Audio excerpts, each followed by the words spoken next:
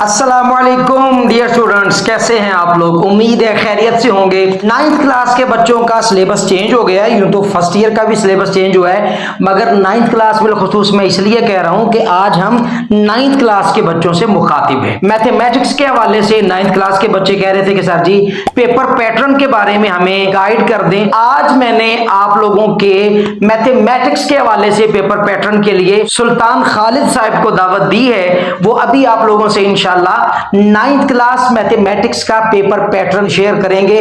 Paper का तरीकाकार क्या होगा, शॉर्ट क्वेश्चन कितने होंगे, लॉन्ग क्वेश्चन कितने होंगे, क्या छोड़ा गया, क्या डाला गया, ये सारा कुछ आप लोगों को सुल्तान साहब शेयर करेंगे। नाइन्थ क्लास मैथमेटिक्स के बच्चे जरा काम कर लें गौर से, क्योंकि जब तक पेपर पैटर्न हमें नहीं आएगा ना हमें तैयारी करने का ना पता चलेगा, ना हमें यह पता चलेगा कि हमने तैयारी कैसे करनी है, कहां से आगाज करना है, क्या छोड़ना है, क्या पकड़ना है। तो सुल्तान खालिद साहब तशरीफ लाते हैं।